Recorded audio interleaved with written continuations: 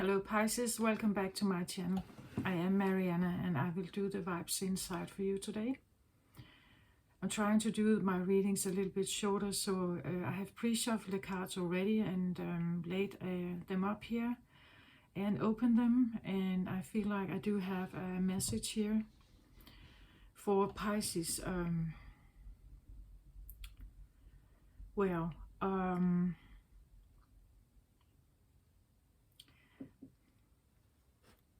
I've had an interesting round of readings where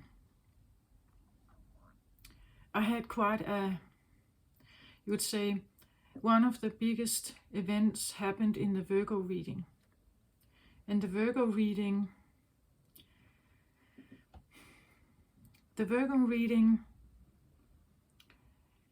in the Virgo reading, something vital was lost. And you're the opposite sign of Virgo, Pisces. And therefore, I feel like, for some reason, I feel like you are involved in whatever happened in the Virgo reading.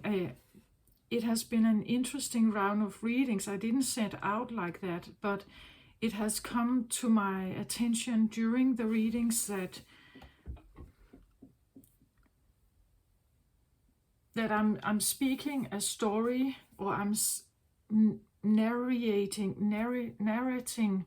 a story that we all somehow can relate to, depending on, of course, for the Virgo reading, it will be more prominent to those who have strong personal planets in Virgo, right? Or in the 7th house. The 6th house. But the point is that during the readings, I've kind of come to this realization that I believe that all of us somehow relate to something from the readings, like it's installed in us. I did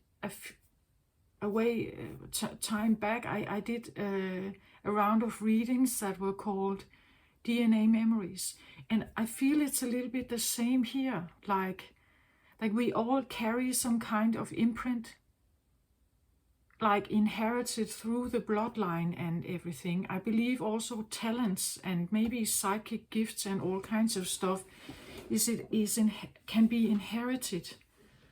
And being incarnating here as a Pisces, you have some kind of memory. It's like it's installed.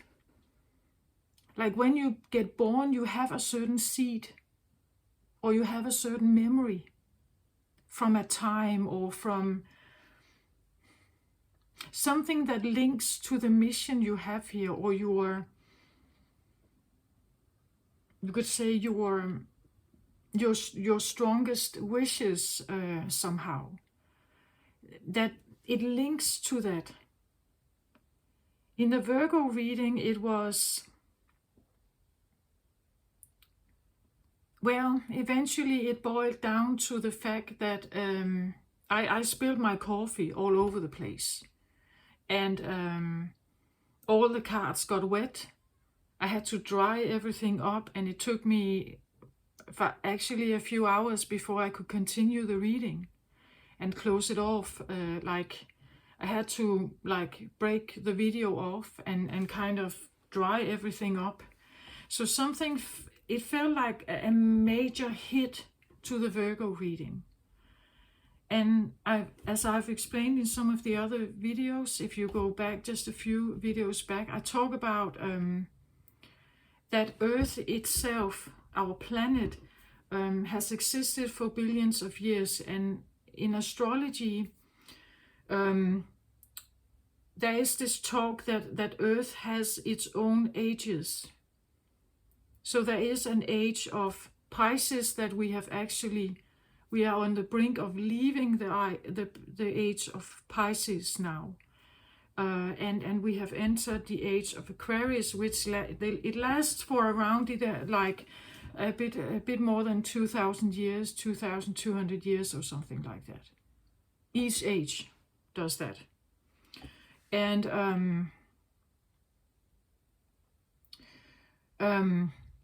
so all the way back from the beginning, from the Big Bang or whatever we believe in, but what scientists talk about, like the creation of Earth itself, how it was created, and the ages that then came after that.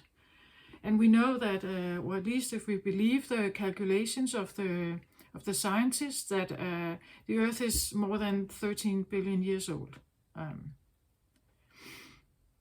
So Earth has been going through different ages many times, you could say, if we follow the belief of astrology.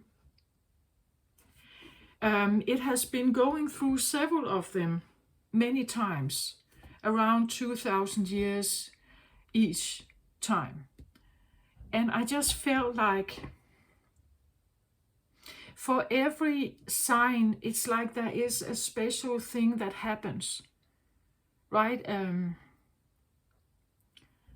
And during the Virgo, it's like something in inside along this Virgo age, you could say, something happens.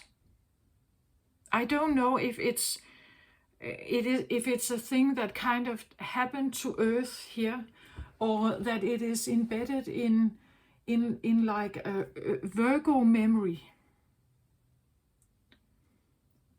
But there is something that happened, and then something changed everything. It's like there was a switch that was turned off, a switch that was there before, and then it was turned off, and it created a lot of turmoil. And then the point is that energy spilled into the Libra, and that energy also spilled into the Scorpio reading. It's like there was this aftermath of something, like the Earth had to recover, or our bodies had to recover from something, right? Like a meteor hit or something.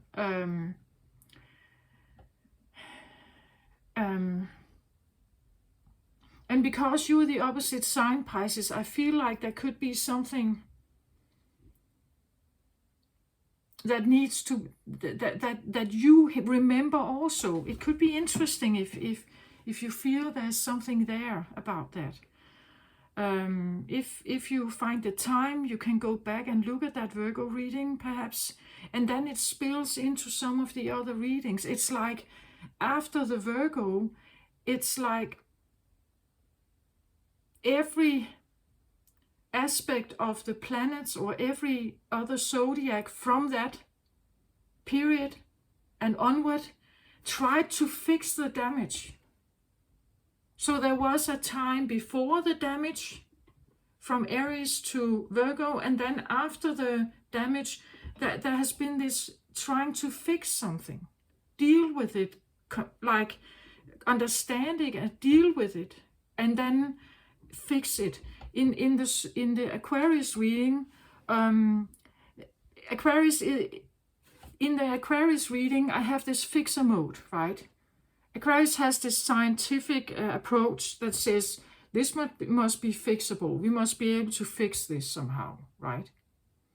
And it's interesting that we are now in the age of Aquarius. So we'll see what happens. The point is that in the Virgo reading, there was a card, one of the tarot cards, that got almost totally destroyed. Like I really had to wash it and clean it and dry it, and it like the paper, I had to tape it and everything. It's still in one of the decks here, but it definitely got damaged. And that damage was on a Ace of Gabrielle and Ace of Cups card. And it talked about positive emotions, fulfilling relationships, deep spiritual and emotional insights. And that card got very damaged. And it is like after that Virgo reading, the other signs have kind of tried to fix it somehow. Fix this, what I describe as a broken heart. And I believe that we all somehow carry some more than others, but this idea of the broken heart, right? That something can happen that can really shake the core of us. And some signs are not very tuned into that. The first half, you could say, the first half are not very tuned into that. And the second half of the zodiacs, they are tuned into that. It's so interesting because the Virgo is from Aries to Pisces. Virgo is in the middle. And what I thought about this Ace of Cups card that almost got destroyed, it was this feeling of, because we talk about Virgo, right? And Virgo usually are very, well, I want to say perfect, right? They are not too much and too little. Like they are always somehow pleasantly in between. They have very mild and beautiful facial structures, usually beautiful smiles. They always dress well. There is a big influence or like attention on doing the best possible, the highest octave of everything. And they are orderly, they are planned, they always speak well, they are considerate, they are always reliable and things like that. There's this need, a wish to be almost virtuous good in service somehow, right? That is kind of a Virgo thing. That it's like they don't want that someone can put a finger on them, on what they've done, their work or something. It must be somehow spotless, clean. Health is good. Like they always have advice about diets or supplements or something. They always like that. Like they have this attempt to kind of stay on the highest octave somehow. And with the Ace of Cups card, I would say the highest octave of the Ace of Cups card is unconditional love. It is a love that goes beyond. Like there is such virtue and such devotion and such gentleness and understanding and everything. Such willingness to nurture and be connected, right? That's like the highest you can get. And if we see it a bit like something happened that shook that feeling up, that shook that feeling, the feeling of being unconditionally loved.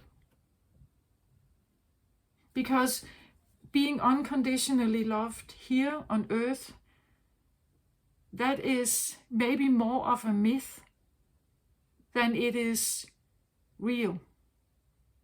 We have moments perhaps of it, if we are lucky, right? Or at best we have what we call conditional love. So I love you if you do this for me. Or I love you because you look great, but when you get older, I'm not sure, right? Or I love you, and I love you to the end, but then there is an accident and everything changes. And now I'm not sure that my love is the same, right? So we love until we don't.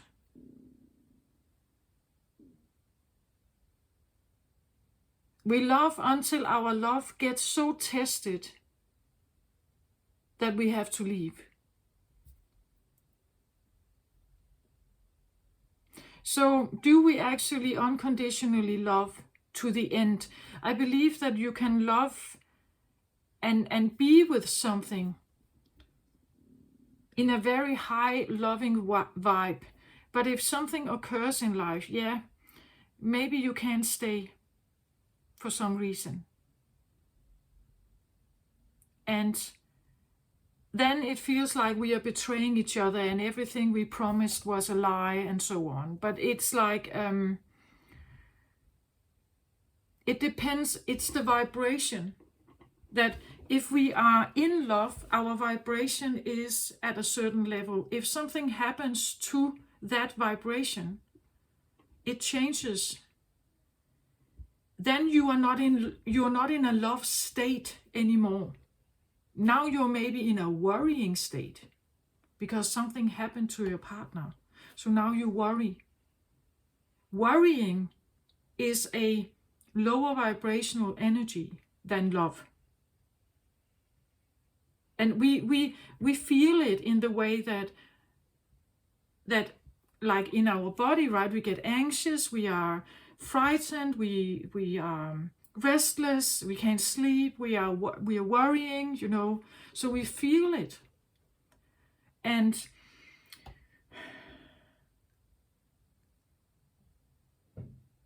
I think that here on earth, and especially in the third dimension, we don't really know what unconditional love means, because unconditional love would be loving everything there is. Everything. That everything that is present here on earth, everything you can lay your eyes on, everything you see happen in the world, everything you can eat, everything you can drink, everything is created from love.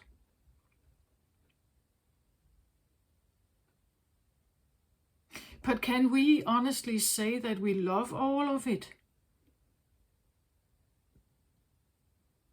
I think to a certain point, for some people, maybe they can come to the fact that they can accept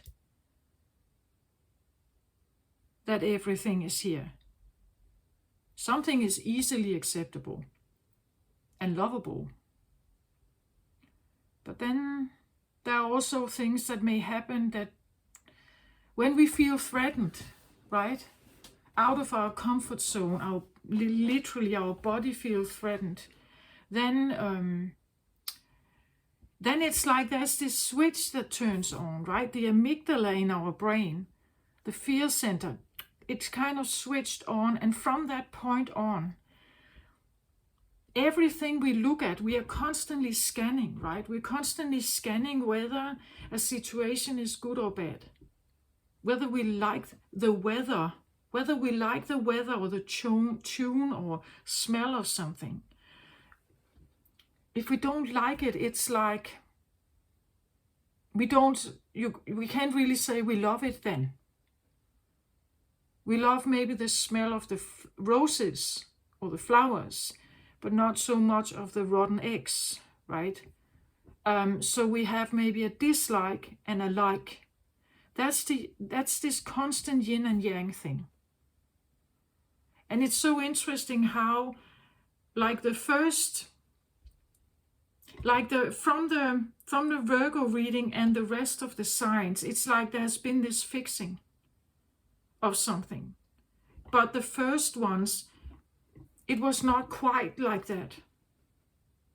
They were occupied with something else. And then it's like something happened, and this is where I feel like there's this switch that was turned on, this amygdala or this fear thing. So the rest of the zodiacs, they are maybe more concerned with,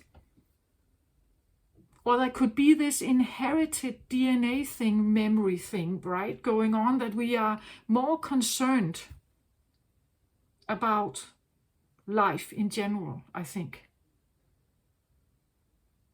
And then there's you, Pisces, because you are then you say it's the eldest zodiac sign, so you represent the elderly, the wise one. And the first card I have for you is this King of Fire here. So this King of Fire, he came up in the Aquarius reading also, and Aquarius, as I said, Aquarius was in fixer mode. And the one we wanted to fix was this one. And underneath him, we actually had this damaged Ace of Gabriel card.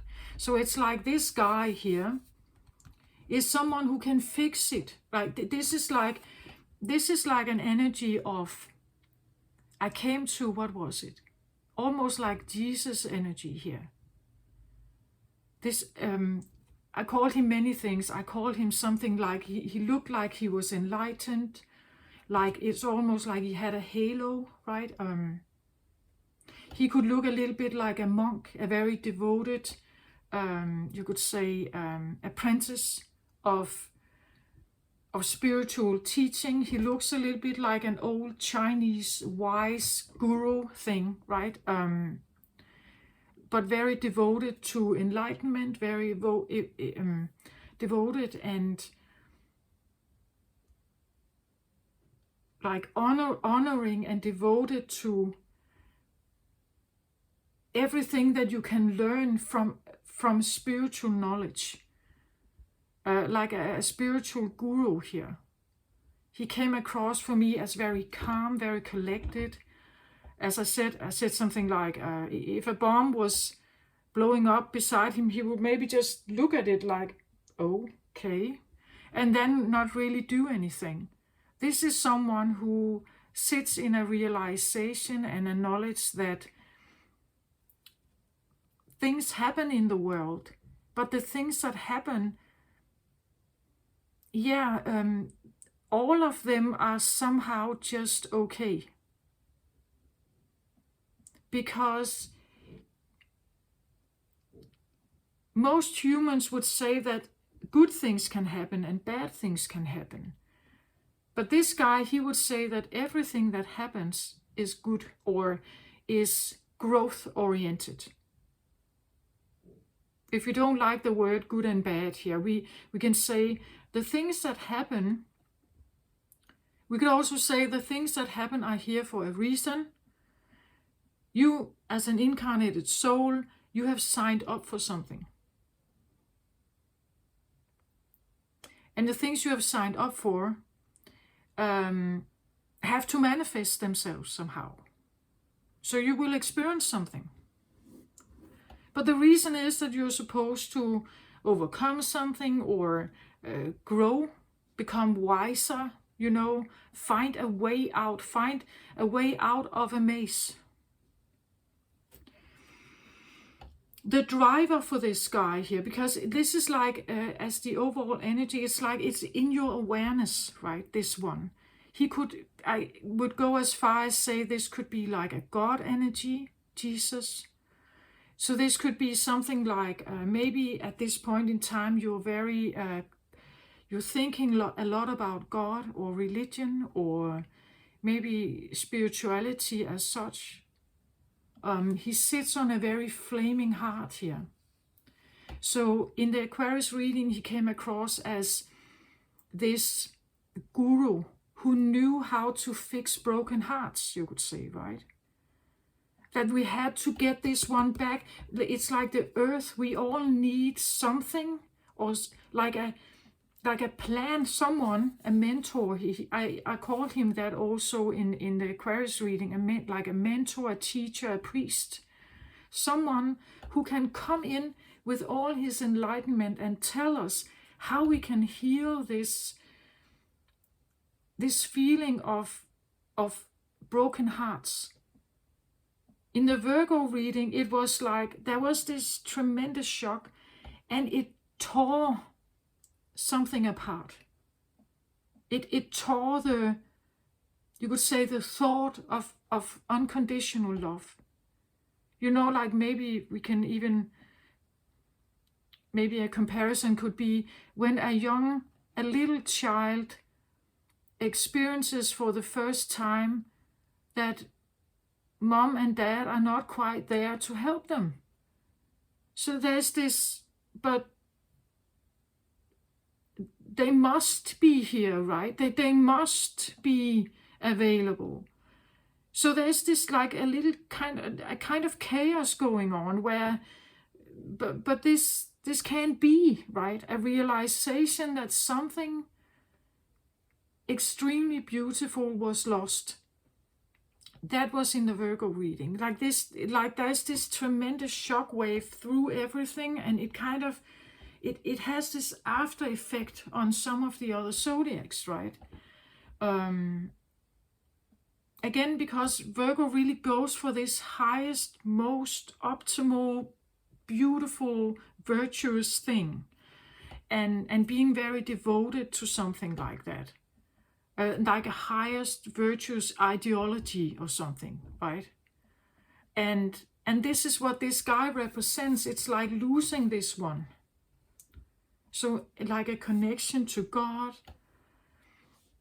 It's almost like after it happened, it was like being left in a God-forsaken place. Being left in a place of zombies, right? In a dark, apocalyptic, what's that called? Apocalypse, zombie world.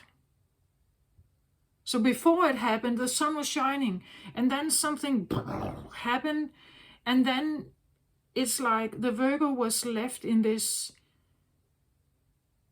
after situation. And it's like I felt this like a memory, like we have this memory. Most of us have been in a relationship that didn't work out. We have our first crush on someone, and it's unrequited, something like that, where it's like, what? But I stand here with my heart, right?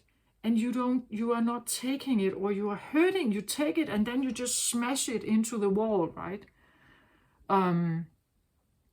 And now I hear this, last Christmas I gave you my heart, but the very next day you gave it away. Like I like this, that I offer you something and then you just take it and smash it, right? Or you do something with it, and then it hurts that much, right? And there's this after effect, and this is kind of embedded in us. And it's very significant for the third dimension that we have this yin and yang, good or bad, light and dark, good and evil, right? Up and down, heaven and hell, angels and devils. We have all this like very, very black and white thinking. And every time we go out the door, we scan. And even in our home, we scan, right? We scan if something is good or bad, and we are scanning what kind of environment we want to be in. We are scanning our friends. We are scanning what they are doing, what we are doing with them. Like we but somehow it would be nice if we didn't have to, wouldn't it? It would be nice if we didn't have to somehow. So this is the overall energy. Like this is very much perhaps in your awareness at this moment. Like the biggest, like the most beautiful, enlightened. He looks a little bit, well, he doesn't look like Jesus, but the energy comes across as this very loving, kind, but also peaceful. It's not like hot, flamey, passionate, sexy guy. He comes across, maybe. No, it's not like, it's like he comes across as this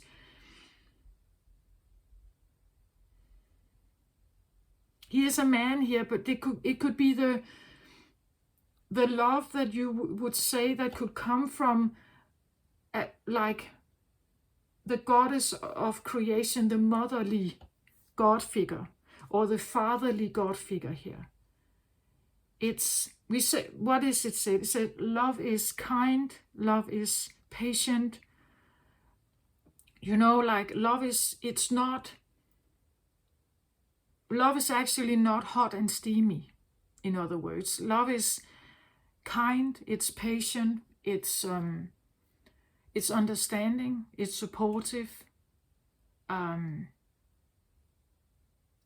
and that is what I feel like he is. Like he doesn't judge. It's just love is not judgmental, and definitely not unconditional love. Unconditional love doesn't judge at all, right? And therefore, I think it's very difficult for people to embrace that energy, because I don't think that there's anyone who actually is not judging something.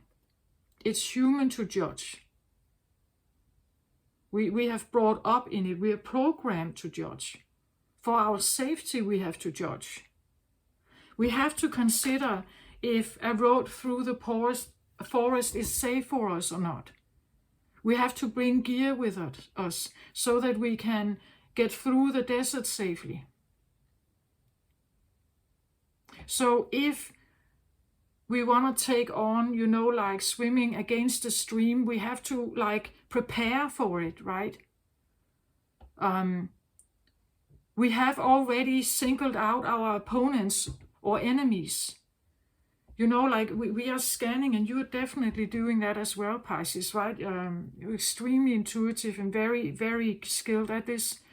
So this scanning thing is something that it's kind of in us somehow. And somehow, it's like this guy here, the King of Fire, he's clarified with trust your innocence. And when we look at her, she's very white-ish. She's very white-ish. And it kind of silvery almost, right? That silvery or white-ish. And I think that this feeling of being in touch with something that is so like Jesus-like, you could say, it comes more with when we get in tune with our innocence here. So when we are in a mode of more innocence, it's easier to access this one.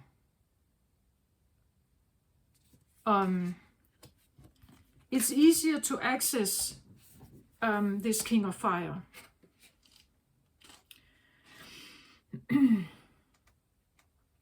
And well, innocent is usually something where we may say it comes with like children, right? The children are innocent.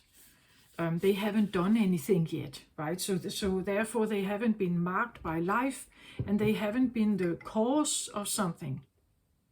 So they are innocent. Their approach to life is impulsive and comes with instinct. They haven't been corrected yet. They haven't been silenced yet. They haven't been, you know, like it's very impulsive, very creative sometimes. It's instinctual. It is original maybe. It has a special and very unique expression from child to child, depending on what kind of child you have, or what kind of child you are yourself. So the innocent here, the innocence, in the book it says, trust your innocence. So definitely we need to talk about the word trust. Trust is a big thing here, because if we are not trusting, how can we then be open? And if we scan the environment, it's actually because a part of us is not trusting, right? A part of us doesn't trust that no matter where I walk, I'm safe, or no matter where I'm walking or where I'm going, it's great. No matter which kind of people I meet, it's great, right? No matter what I eat is great. Like that everything you can come across in your life is great, right? And we can say yes to all of it. Well, that's perhaps not quite how we do things here on Earth, right? At least not yet. Because the third dimension, as I said, is yin and yang, dark and white, and so on. We have learned that we can't really trust in great. We can't trust face value, right? And some carry this more than others, of course. But it's somehow in there, in our brain, in our amygdala, in our body. Our body senses and our mind, our tentacles are somehow scanning the environment every day, I think, always. We have learned so from our parents also. Just a thing like when you learn to ride a bike. You have to be careful about the road and the cars and trucks and everything. So you cannot just, as it says here, be innocent and just, yeah, I'm just driving exactly where I want and I'm just doing this because it's fun. We can't really do that exactly.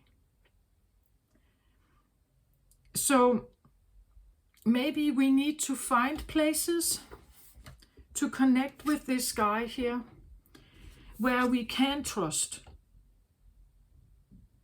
So I want to say it's like creating an oasis, right? Creating a bubble, or I've talked about that before, this like a Zen garden, or a special place where you can sit, and maybe you know you will have a time out. There will be no people at home. You have an hour or two for yourself, and you can sit there and kind of tune in to something.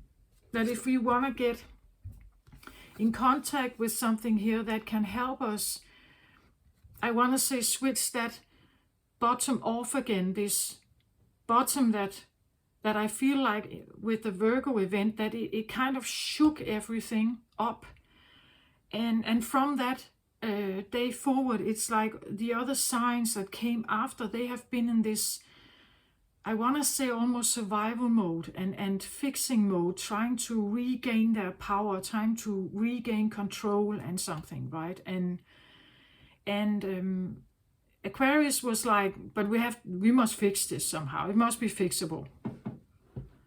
Aquarius usually not very emotional. It's very like to the point, technical. Like we must fix this like a motor engine, right? But you may have another approach. You may have an approach that goes through the ethers, that go through the intuitive realm. You connect with something here that where you are maybe trying to invite in an energy here that can help. Because this is the guy that also came through in Aquarius reading. So this is like the one who may actually have the answer. Or the one who sits with the switch and can say, okay, we turn this amygdala off again now. Like we are taking fear. Fear is no longer part of the control center, right? We put in something else, because this guy can also, with the fire energy, he can be quite funny, this guy. He can be humorous and funny and laughing. He can be laughing, this one. And if you sit in the amygdala situation, you're not laughing much, you're more serious about life. But this guy, he could perhaps, like help fixing our hearts here, right? Restore this damage that happened. And Aquarius was like, okay, I just jump into the quantum field and find him then. Right? I'm finding Jesus. I'm going to find Jesus, even though he died all these years back. I'm just jumping into the quantum field and find him. Then I will talk to him, and then we get the answer, right? You have another way. You do your contact in another way, right? But it's the same guy, right? It's the same. You could say it's the heart surgeon here, right? It's the spiritual heart surgeon that we want to come in and switch off this fear factor bottom here, so that we can somehow get more whole hearts. That we don't need the yin and yang. We don't need this constant scanning and mistrust and all this. That to eliminate some of that, we need to switch that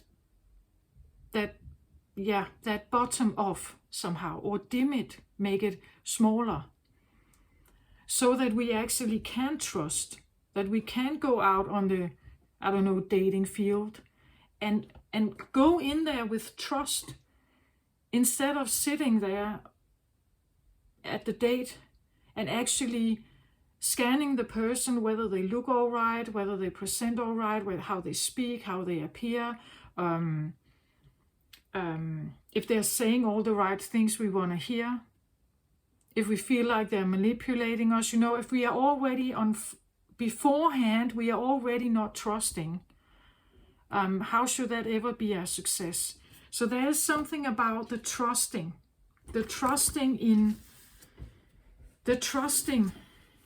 needs to be restored in us somehow.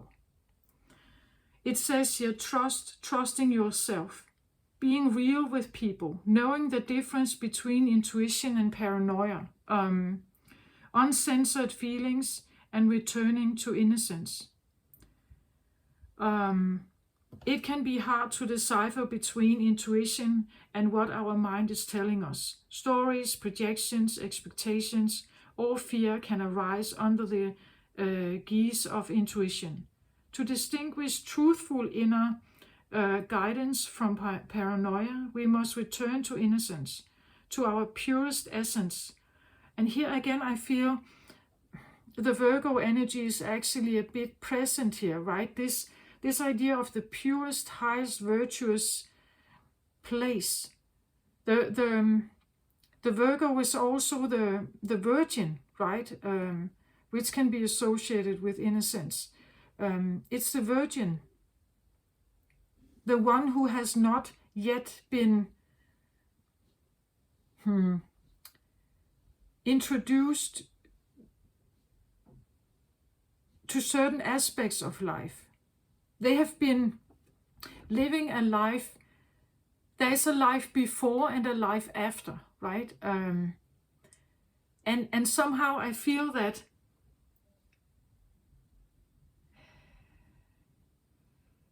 what did I say? The purest essence.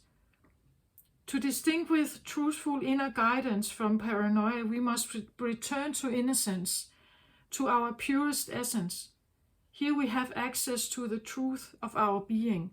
So, and what is the truth then? It's important how you feel. If you come across some kind of spirit experience where this guy is making you feel uncomfortable, he makes you feel unhappy or scared or frightened, I'm not sure that we talk about intuition here then. If you can go with the pure, like it should feel like this one when you look at her. It should feel not how she looks, but how she feels, right? But if I should paint a picture, it should feel like this. It should feel that pure. again, there's no smoke screen. There is no lies or manipulations. It's a real expression. So you should trust that what is in front of you, if this is like you are encountering some kind of contact, spiritual contact here. It could be a person. I want to say he's a king here of fire. He could be a person. But I would say he could be quite enlightened person. Or if not, I want to say, when you come in contact with other people, the way you figure out whether this is someone who is trustworthy or not, and you listen to your intuition, you should have this feeling about them. You should have this feeling about them, right? That they are pure. That's why I describe him like that. That he it's like you should feel. You should have the feeling, Pisces, because you're quite intuitive, right? You should have the feeling that he has a halo, almost. That his intentions are good. And again, I have described him. He should have a calm, collected approach. Nothing about forcing, nothing about being dramatic and or chaotic in any way. Like, he should be this quiet, kind, patient person, right? We can talk about that this is you, Pisces, right? That you have in mind that you maybe you feel like that you know a lot, right? Where maybe you're wondering if you could be a mentor or if you could guide people, right? And I feel like it's important that to have this, that this is something we all need somehow. That we need to restore this one inside ourselves somehow, right? As underlying energy, I have the 8 of air here. So the 8 of air is like a, it's like 8 of Swords card. 8 of Swords is usually a card of feeling trapped in your mind, that your mind is, you have this spinning mind, thoughts that keep you in a kind of a mind prison that you can't seem to get out of, right? That you feel trapped somehow with thinking about something, being occupied about something, feeling like it can't escape your mind somehow. You can't let it be. It like it continues to influence your thinking. And again, you are very intuitive, Pisces. So if you have been dealing with a Virgo at some point, it could be because something happened to them, as I said.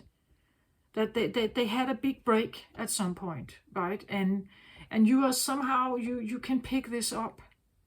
And maybe that's why this guy is on your mind. Like, he is the overall energy. This is a driver, right? So this is like maybe what you would like, that you would like to be this person, perhaps, that could come across as this calm and collected and like, I can take up whatever situation comes, I'm all right with it, right? But maybe that's not how you have felt.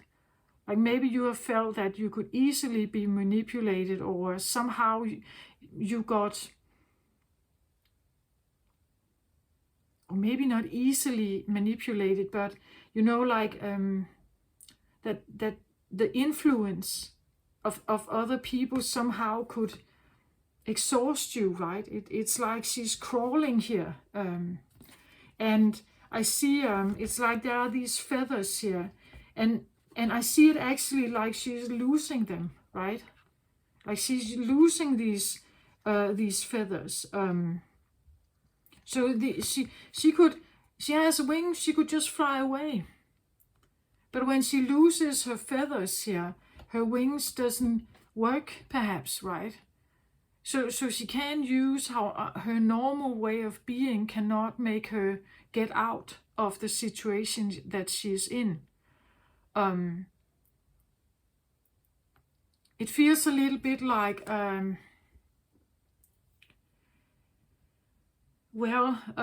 that something is being dismantled, or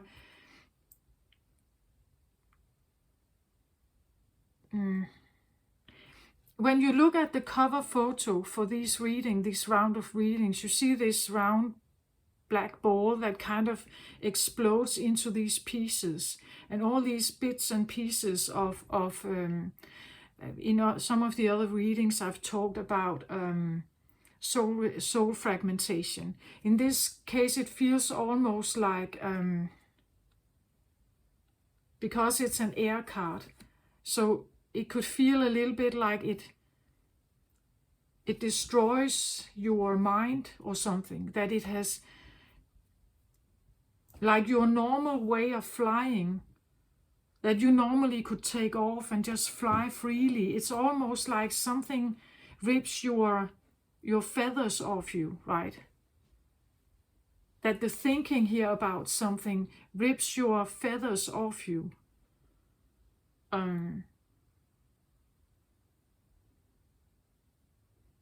So whether you're doing this to yourself or someone kind of has programmed you, as I said, we have all received some kind of programming, and sometimes we hold ourselves back because of it.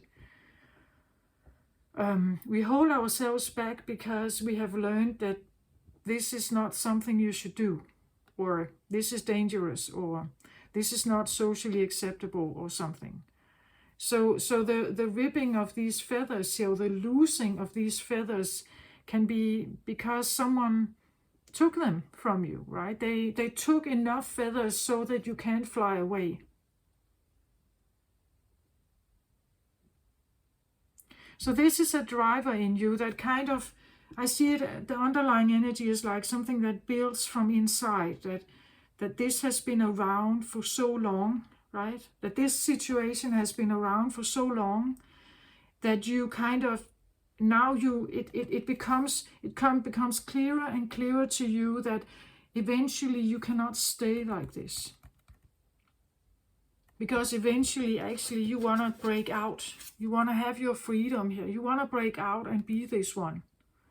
Or you want to be with this one. Right? Or you want to choose a path towards this one somehow, right?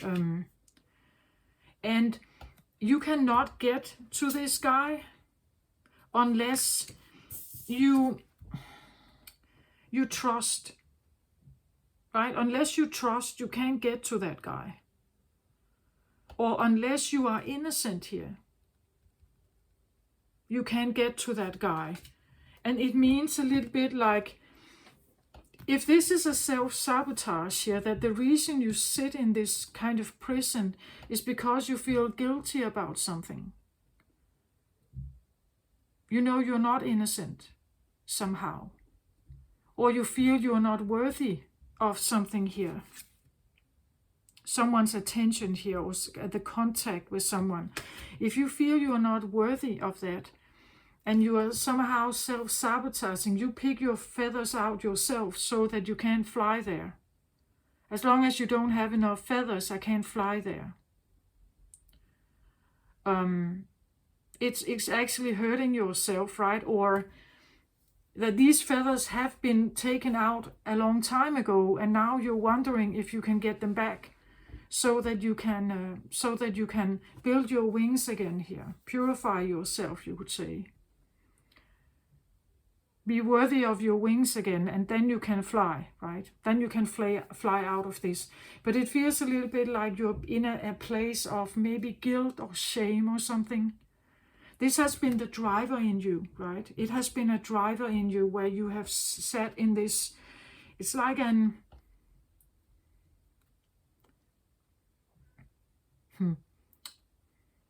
a feeling of that you can't escape, your own mind.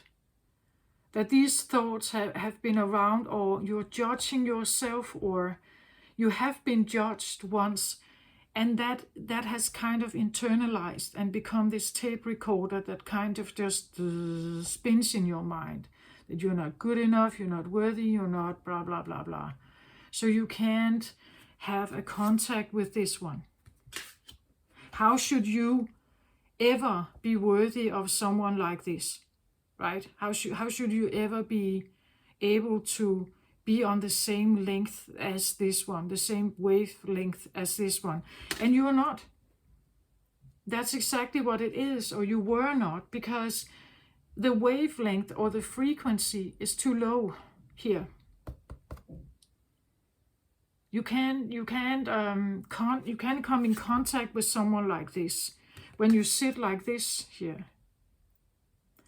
And the clarifier for this 8 is the rattle card. The rattle card talks a lot about, the rattle is a spirit caller carrying the shaman's prayer for the 4 directions. The body of the rattle is like the earth spinning on its axis. With the 8 of the rattle, the medicine woman instills the desired destination in her future, closing with the prayer, Great Spirit, may your will be done. The rattle guides us to pray for all the earth, not just for our personal needs. When we offer our prayers for the highest good of all, everything we need is provided for us. You see, it's like we can become so absorbed or obsessed about our own misfortune here that we want out of it, but we want out of it for our own personal reasons, for our own personal gain. But it's like, and this has been a driver in you that has been driving you forward, right? That you, and maybe that's the prison, right? That you should do. The rattle here constantly tells you that you should do good for others. That you shall do good for others. And that is fine. It's great to do good for others. When we have the good intentions for them and we love them and we want to see them succeed. But what can happen is that you only look at others. You never look at yourself. What is the highest good for you? And what is the highest good of others? So when we want something to change in our lives, we can take into account that we have a situation. But there are other people on this planet who are in maybe even more difficulty, and we can pray for them as well, right? We can pray for others, for the highest good. The interesting thing about the medicine woman is that it says here, the medicine woman instills a desired destiny in her future, closing with the prayer. So she starts to instill a desired destiny in her future. Then she closes off with the prayer, Great Spirit, may your will be done. So she's asking for something or instills something, a desired destiny. But she lets it up to the God or the spirits, the will of the spirits, to decide whether it is a good idea or not.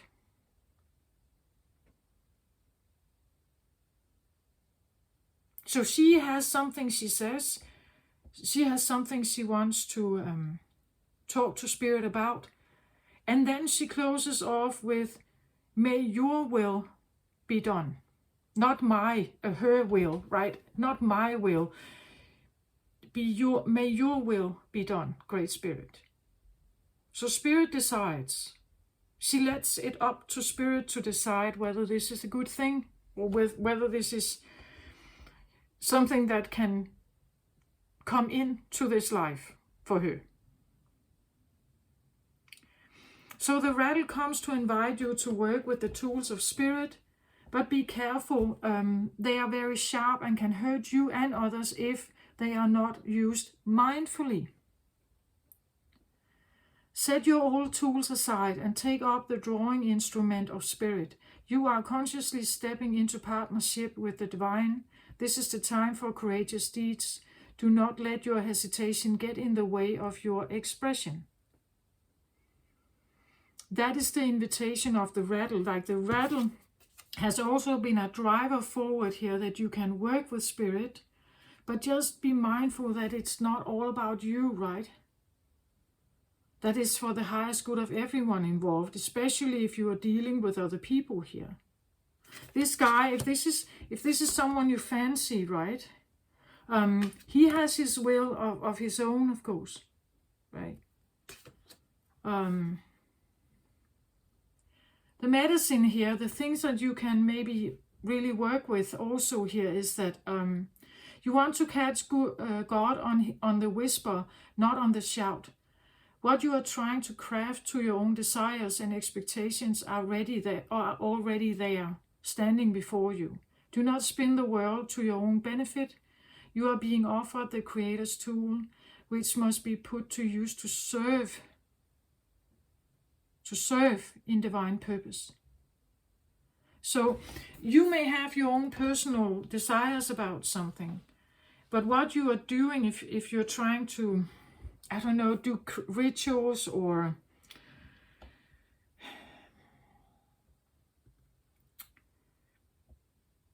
persuade someone, or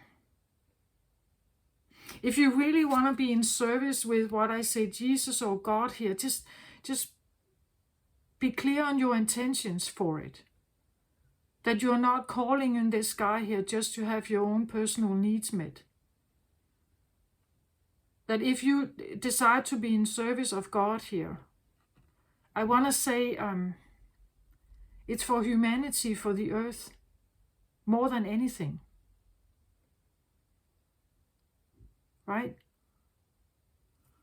And to do that, you need to trust whatever he puts in front of you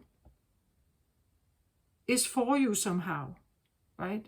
Whatever he puts in front of you is for you to figure out whether you are sailing or swimming upstream or downstream. Right? We have to, if we work with that energy, we have to trust that whatever is here is for me to grow from it, to learn from it, to figure out how I can translate this not only for myself, but for the greater humanity, for a greater purpose out there. So these two are drivers here, right? They have been trying to drive a process forward here for you. To hear the call of the divine, that spirit really wants to work with you, they see your struggle also here, I think. And how she's searching here, right? To kind of find her feathers. How she's trying to repair so that she can fly away from this situation. But we can become so absorbed in that, the feeling like we have lost something, or we are lost in a rabbit hole of thoughts here. Right? That we can become lost in our own mind.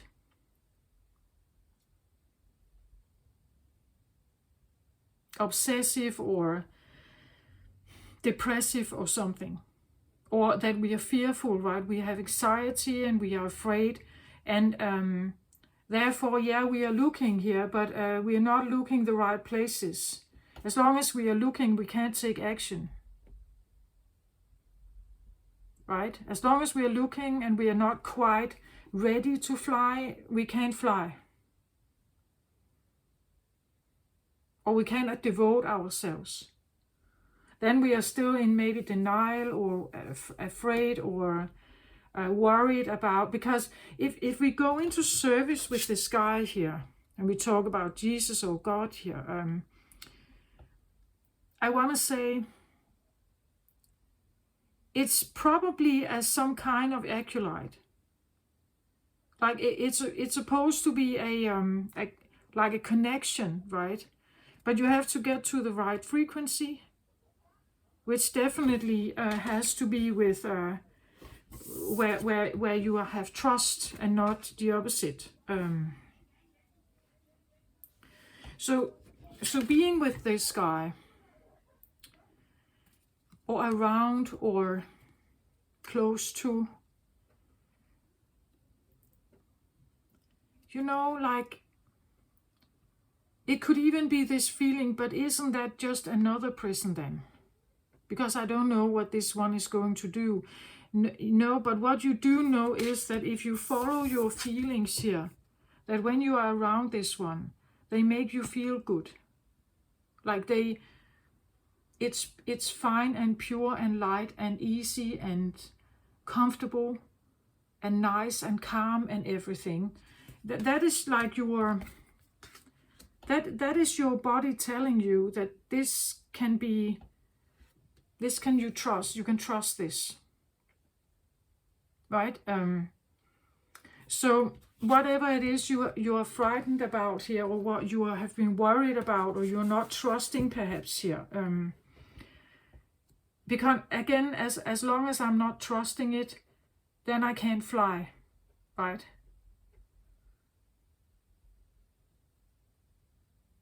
But I feel like this has been a process that has been going on so long, and maybe it started out very small, and then it has just, you know, like it has been keeping you, like, and now it has come into your awareness now, right?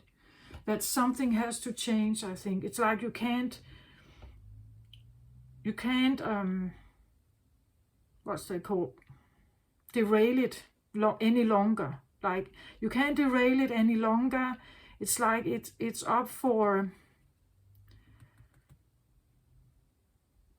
I can't say review, but it's up for release perhaps here.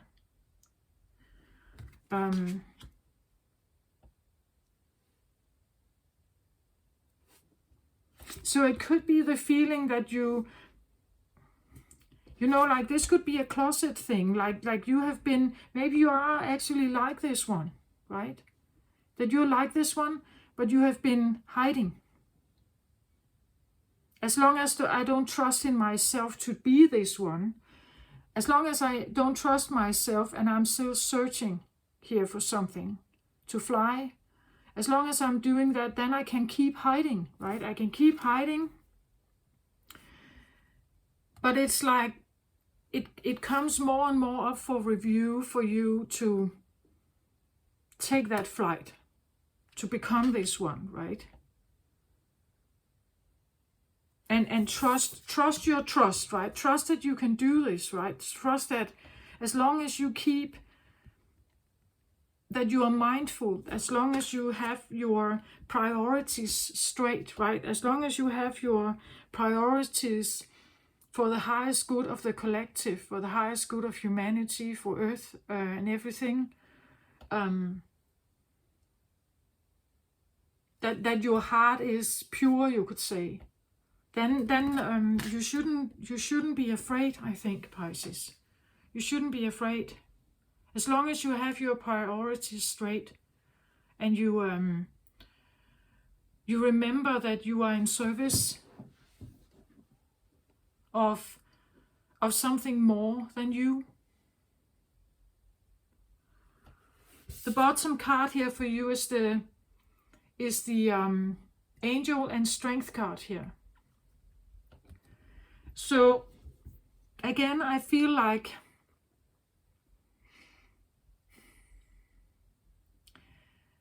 there is something about, or what you are learning here about this situation you have been in, is something about, well, Angel and Strength, yeah, something about strength to overcome maybe your own fears of something. Even overcoming this idea that you're working with something here that may be like otherworldly. Maybe you are a channeler for this one. whoever that is, right? And as long as you sit in your purest essence, you can hear them or you can channel them somehow, right? But there is a choice to be made. The lion here for me represents like the animalistic part of you. The animalistic part is, even though the lion is beautiful here, it is an animal that lives in nature and or under the jungle law, you could say. It can be, you know, it relates to the earthly life.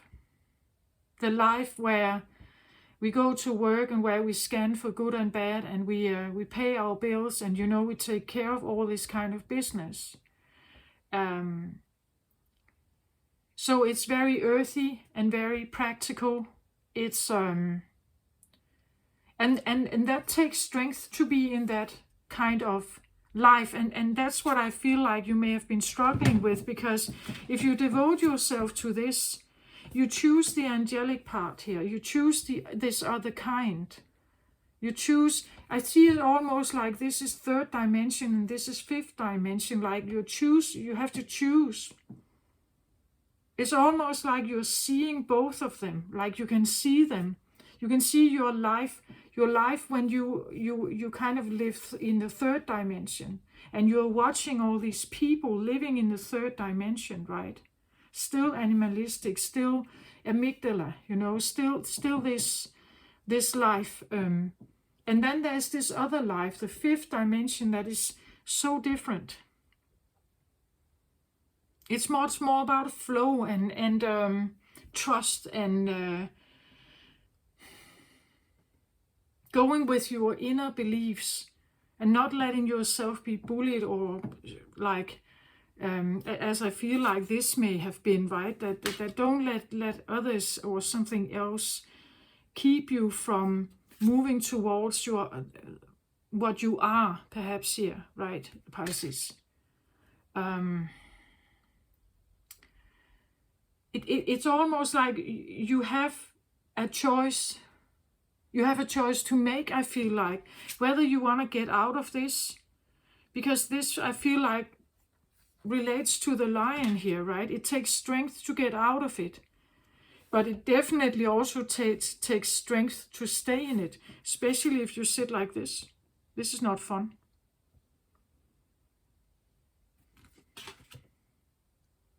Like sitting in your own misery, being totally absorbed and centered, the rattle here, centered around your own misery. It takes strength to get out of that, but it also takes strength to stay in it. It's terrible. And then you can choose something else here, but to do that, you really have to like change your mind. You have to change your mind about something here. You have definitely to trust. That's one of them, right? And I want to say, maybe also get out of your own way. Sorry, but that's what I hear. Get out of your own way. That it's not all about you. It's actually, if you choose this, you are in service. So it's not about you. You have a choice not to do this. If you're not choosing it, you probably sit like this. But that's your choice, right?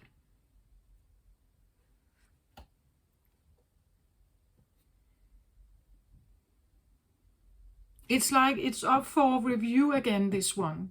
What do you choose? We have a new moon in Leo. Is it tomorrow? I think tomorrow I'm going to do that reading. And new moon in Leo again, and we have the Leo here, right? New moon in Leo. Leo for me is something about, and we can even say that this is a Leo, right? King of Fire here. That this could be a Leo. Leo is known for Well, Leos usually, if they have some kind of confidence that has not been ruined for the Leo, they will look for the peak. Like they need to be seen and heard and have spotlight, and they need to peak somehow.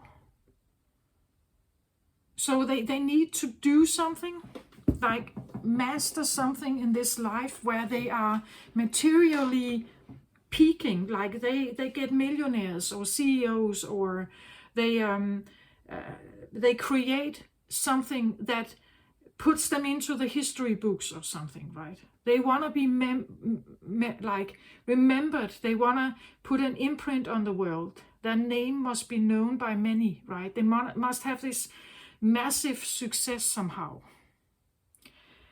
And when we have a new moon in Leo, I want to say, how do you become that one? What is the Leo experience for you? Like this top experience, what is that? And who are you listening to get there? Is it materialistic wealth in this life? Is it about money and success and your own personal survival, your own like personal little bubble? Or is it for a greater good that you're trying to do something? So which you could say, which God or which mentor are you listening to? Which mentor are you listening to? Is it the animalistic third dimensional dualistic world you want to be part of, or is it something else here? So the new moon for you can also be interesting, maybe Pisces, that you just take into account who are you listening to. If this is a mentor, right?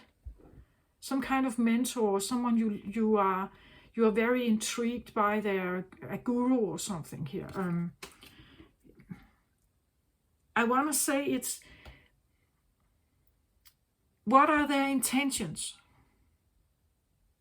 Can you feel the purity of someone here? Can you feel the purity of what they are doing? Is it because they want the career? Is it because they want the spotlight, the money, the fame? Or are they actually here to impress or to change the world? Are they humble? Are they not at all looking for money? Are they, what is the driver of this one? It's important to figure out who is your idol, perhaps. Who is your idol, Pisces? And then if this is your own journey here, I want to say, then be that idol. I cannot say what you could choose. I'm just saying that the new moon is here. And the new moon suggests new beginnings. So maybe you have idolizing someone here, and you want to idolize someone here instead. You can change it then. You can make a new manifestation. Right? That once you may have, like the idol or the success for you would be material wealth maybe, right? In this world, so that you could sustain yourself, that you can pay your bills and everything, that you can put your children to college and everything. But now you're putting yourself on another path, perhaps. It's up to you. You can choose. I'm not saying you shall or must. I'm just saying it's like it's up for review somehow here, that's what I see. That there's a miserable situation that has been part of your life. It's been a driver here. And it's telling you that maybe you need to shift gear, or there is something else that you could listen to or accept. Maybe you have never been into religion, right? Maybe you never thought about God or any other deity, and now you want to, perhaps.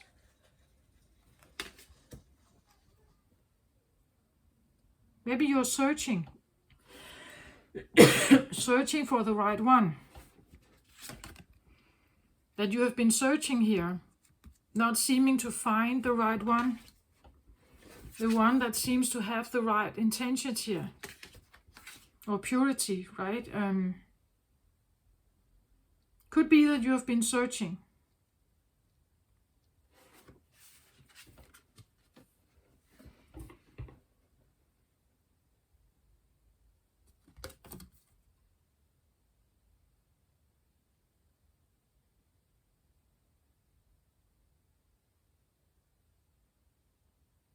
Yeah.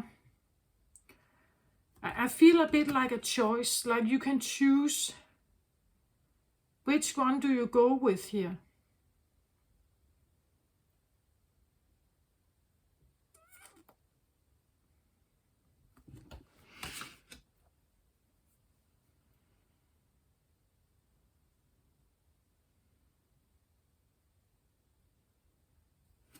It's saying angel of strength, not angel or strength, right? But to me it comes up a bit like there's this dualistic thing also here. But angel of strength means that you may have needed to revive something in yourself. If you want to get out of this situation, you may need to revive something in yourself, like something that it has to be important enough to get your the thing that may be on your mind that you are worried about or you have been defending or something. It has to be worth it, right?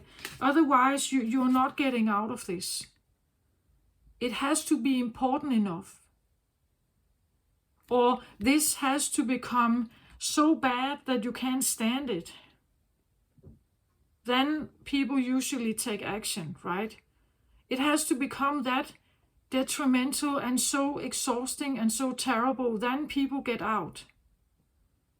But there has to be something to fight for, right? So he could represent some kind of desire also here. Some kind of, I want to say, it's not just any desire. It's like something fundamental, something we all need, something that is vital to our strength or our well-being. Like that could be what he represents here, like a healthy heart, or that it should be fundamental that we can trust in our caretakers, you know. It should be fundamental that we can trust in our partner, romantic partner, husband, wife, or whatever it is. It like there's something that needs to be that crucial and important. Then usually we get out of this situation.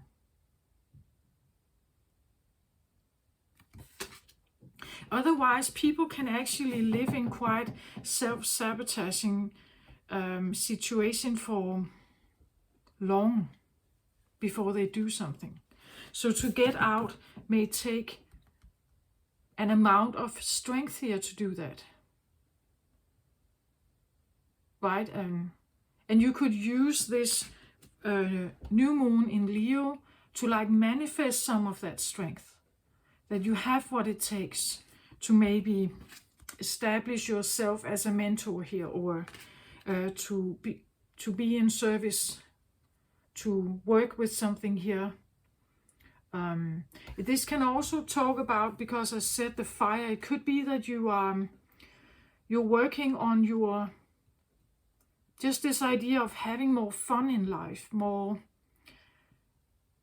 good fun, good, but more healthy, perhaps fun, like healthy, nice things in life here, the fire, right? That you take action on things that inspire you, that motivate you, that's the fire energy that kind of sparks something in you that get you out of this situation here. Something that is it feels pleasurable, maybe nice, cozy, whatever. that this is also an invitation to have a little more light, perhaps. Play maybe with the innocence card. Maybe something a little playful. Playful? Right? Something playful and fun somehow. That could also be what it is, right? That you have come to a point where something becomes so unbearable and sad and destructive that you see now I really need help here. Maybe you need a help from someone who can help you to laugh more, or to see the more positive sides of life, right? Again, this Ace of Gabrielle card, that because that's what I feel like. This guy can do that. He has figured it out to switch this amygdala bottom off, right? That it takes a certain world view, perhaps. It takes a certain world view, a certain way of thinking here, to not get trapped in the fear or scarcity, poverty consciousness, and all this stuff. It takes a certain mindset and frequency to kind of get out of that somehow. And maybe this guy is a very good motivator of that, right?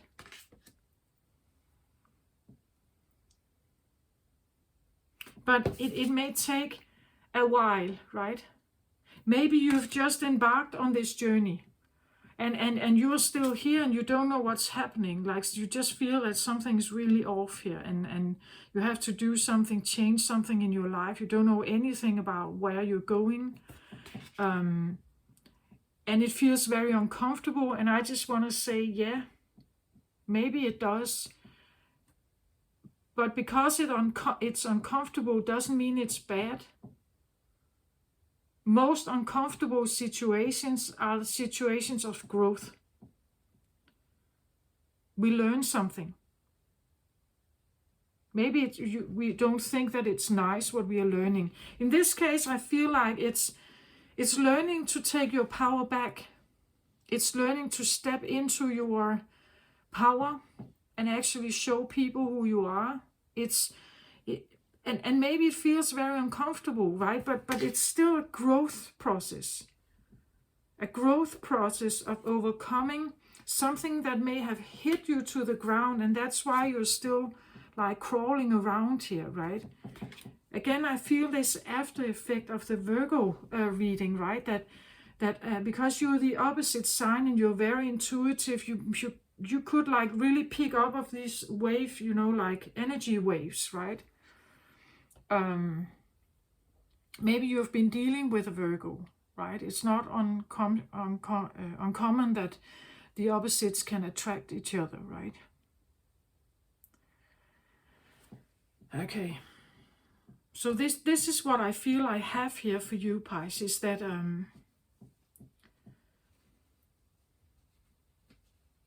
that even the very uncomfortable things that come across in our lives are worth considering, because they are here for our personal growth.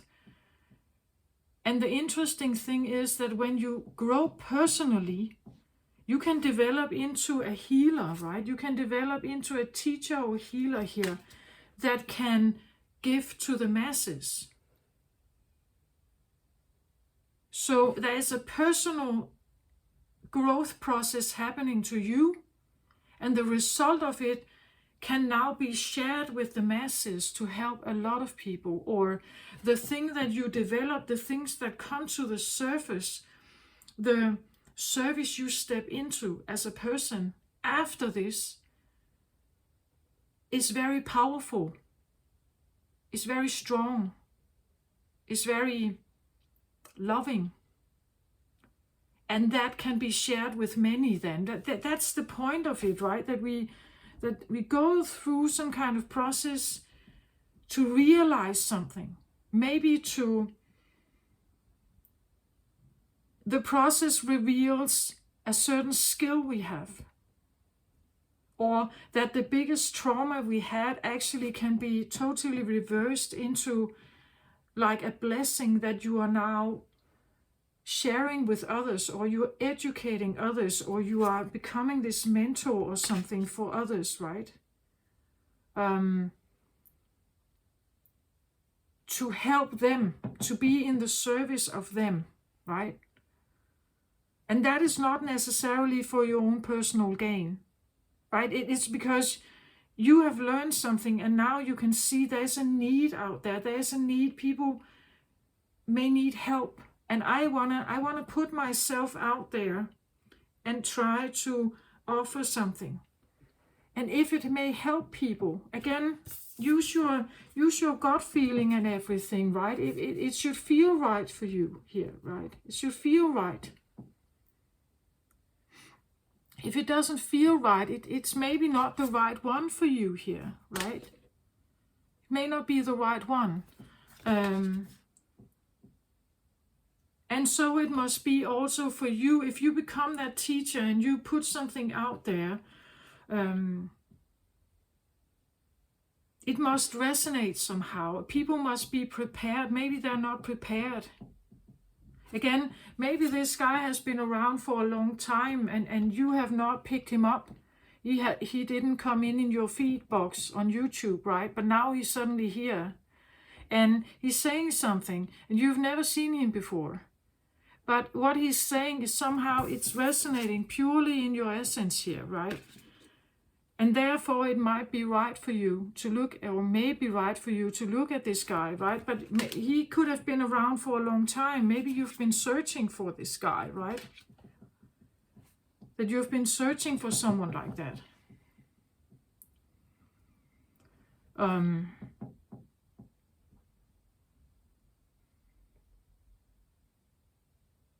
And I know here on my channel, I may say stuff that people may not always like to hear, but I'm saying what I get from the cards, and it may be something you need to hear. Right? Because if I only say something you want to hear, you stay in your comfort zone. Everyone does. Right, then you never develop this one. You will never develop the angel of strength in you to like get up, get out of the chair and do something else, right? Okay. I feel like there was a little bit, one thing I want to say. It said in one of the books here, it said something about changing tools. So maybe you have already been doing something here, but it just seems like it doesn't work out somehow. It could be that the tool that you rely on, I don't know, I'm just saying something. The tool you rely on, so let's say it is the Bible. That your tool has been the Bible. You have been searching for your, you could say, that you have been looking for answers in the Bible. And you just figure out that it's like, maybe it seems like you can't find your answers there. And this guy, he just seems like he has some of these answers. Maybe he's a Buddhist, this one. And now you may be questioning your religious beliefs, right? It could be that you have been working with crystals a lot. But for some reason it feels like they're not speaking to you the same way anymore. Or you don't seem to get anywhere with it. Like it doesn't take up speed. It doesn't take up any kind of, I don't know, success for you somehow. But again, you may ask yourself, what kind of success are you looking for? Are you looking for 200,000 followers on YouTube and money? Or are you looking to be of service? Are you looking for being in service, or are you looking for the followers and the money? What has been your priority? You know? And I'm not saying that that the money and success is wrong. I'm just saying that if you want to be a guru here for others, or a teacher for others, and present like, you know, like a Jesus figure here, or all virtuous and good and kind and everything, the intention must align with that, right? Otherwise, it's a false mask somehow.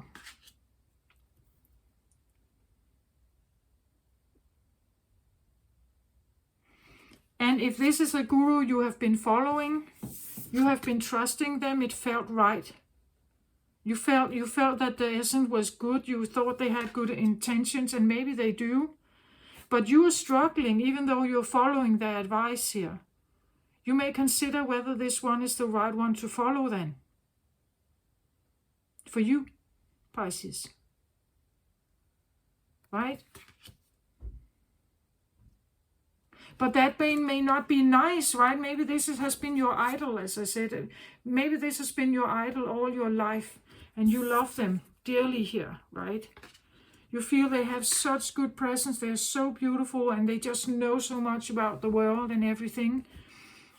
But you kind of struggle following along here. Right? Then it may not be right for you, right? And it may take an angel of strength here to break from something like that. So you take it how it resonates here, right?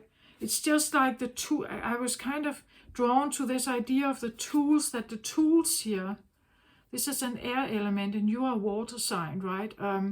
Maybe the things that you have tried to do here is not right for you. That the air element is not the right tool. Maybe you can't solve the things you want to solve through like logical thinking, right? That this has to be done through your consciousness, like your water. Right? That you have to trust that. Let's get one more card here. Just one more card, please.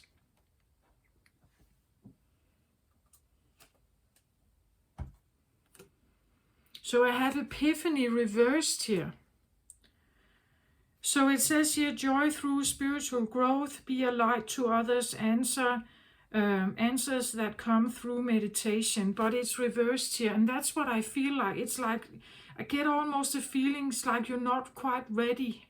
You're struggling with this, right? You're struggling with the joy through spiritual growth. You don't think this is funny, right? And this idea of being the light to others, actually I feel like you don't think that you are. Like you don't think that you can be this one. Answers that come through meditation, maybe you feel like you're not getting them. As I said, it's like the tool, the way that you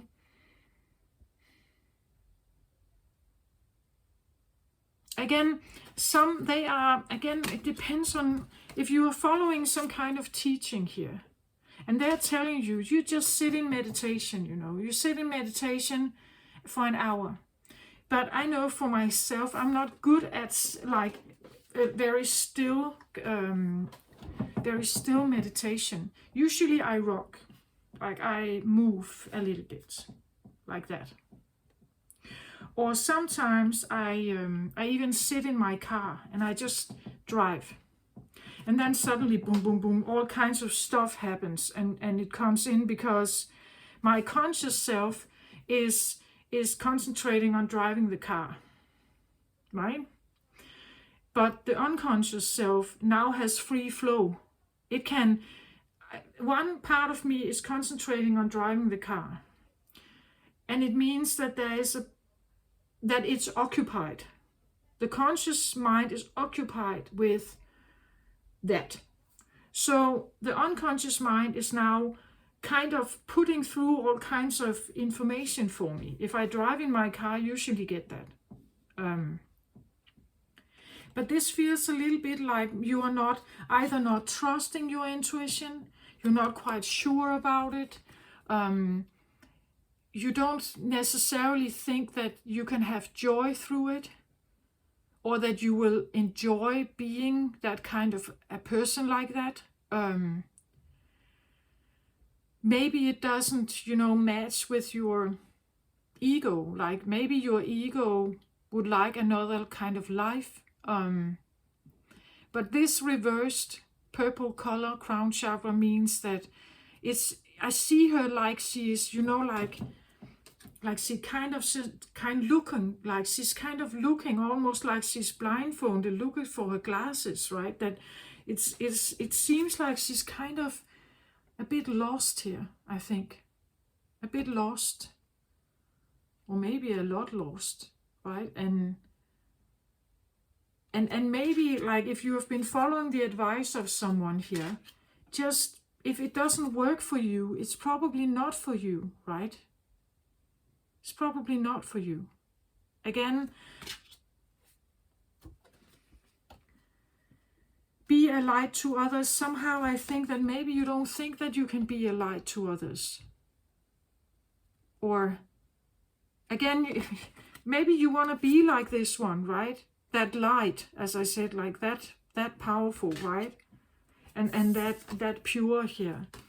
But you don't feel that you are, or you don't feel you deserve it, or you feel guilty or ashamed about something here.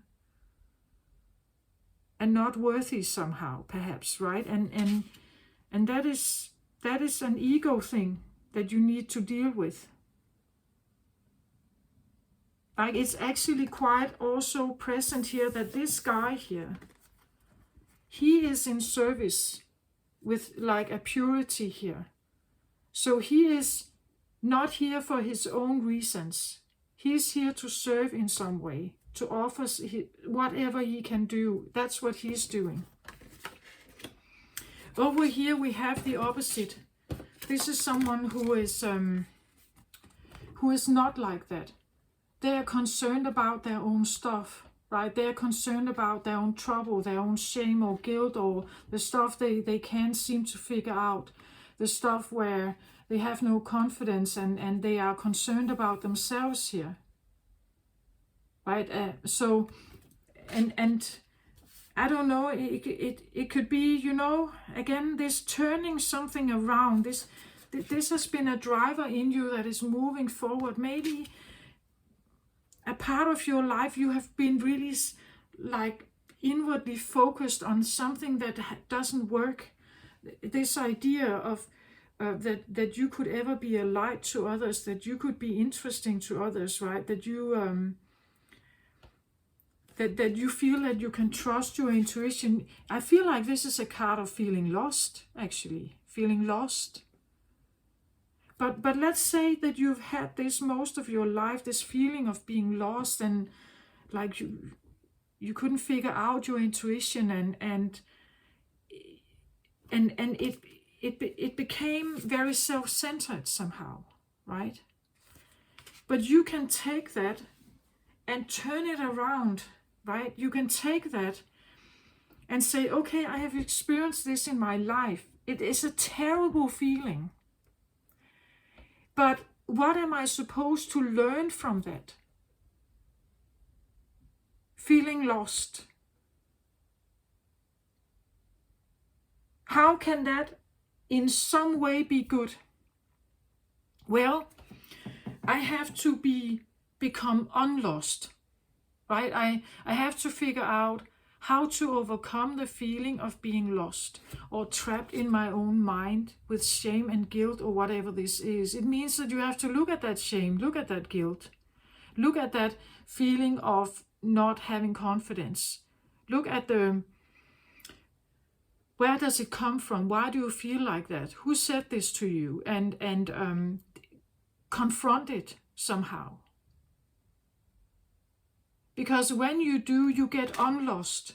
You get back on track, or at least you figure out that you're not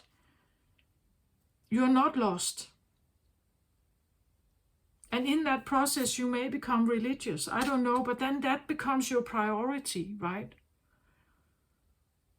It takes an angel of strength here to get out of these like mind prisons.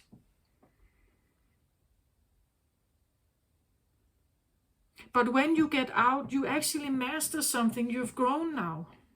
So even though it feels terrible and feeling very lost here, right?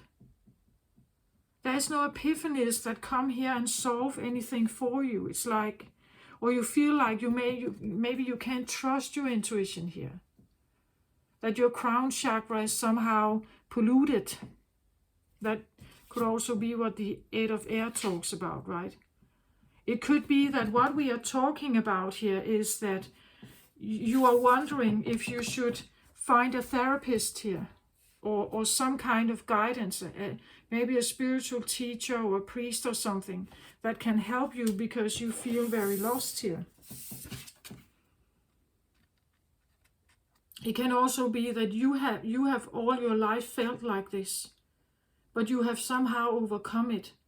And now you want to use whatever that traumatized you now to guide others, right?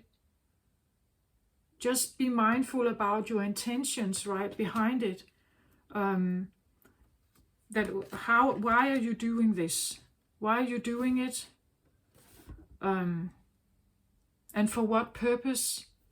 Are you offering what you have figured out, perhaps, right? What you have figured out and what you feel like maybe you can tell others, that because you know what this feels like, right? And knowing this, well, it may not feel like a gift, but it's a gift for those who need therapy, right? If someone comes to you and they tell you about this, and you are the therapist, you will know what this feels like. It's a bit like, like when someone who has been an alcoholic most of their life, they get sober, and then they want to try to help other alcoholics to sober up their life, because they know exactly how they feel, right? They know the urge to go back. They know how to, all the, the lies they can tell their close, family members and everything. They know all about the lies. They know all about the hiding places. They know all about the excuses. So because you have been there, right?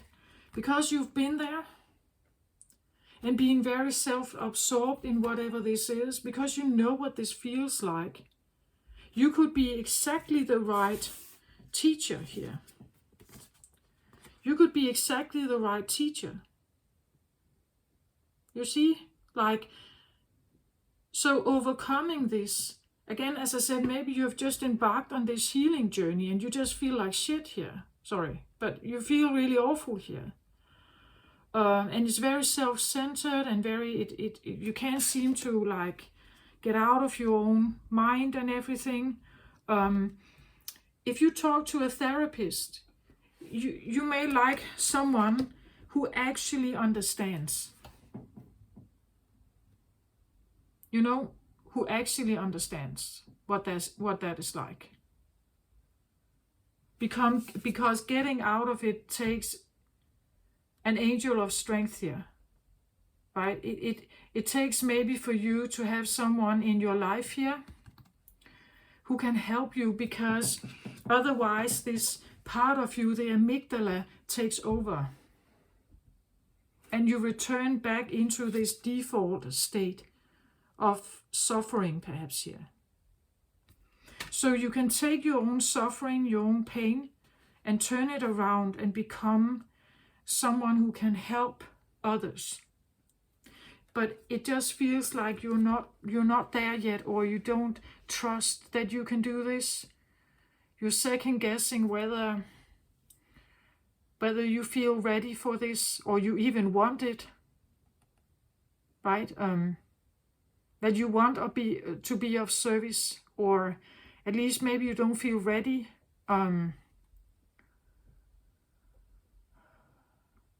And if you have just embarked on this healing journey, there is no joy through spiritual growth. You may just really not want it. You don't feel like a light to others in the dark here, but that's exactly it, right?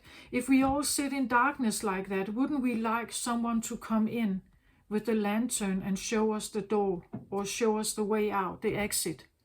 Wouldn't it be nice that someone would come in? That's what you're looking for here. It's like the feeling that nobody is here, nobody is coming to my rescue, right? That could be what this feels like, that nobody is coming to my rescue. Why is nobody coming to my rescue? I would like this one to come in and rescue me, right? And that is maybe one of the things that you have to learn, right? That being rescued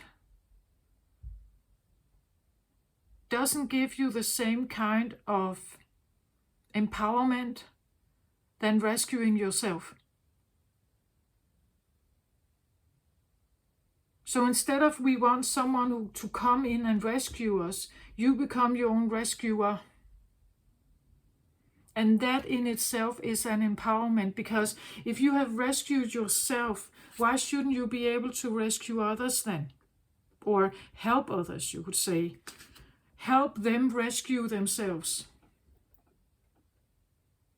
Then you can become this person, this guide that whispers to them, right? And tells them,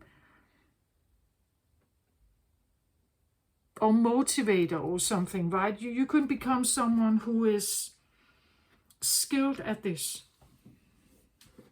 But it seems like right now you don't feel that joy, right? You don't feel that you can do this, perhaps, that it's possible.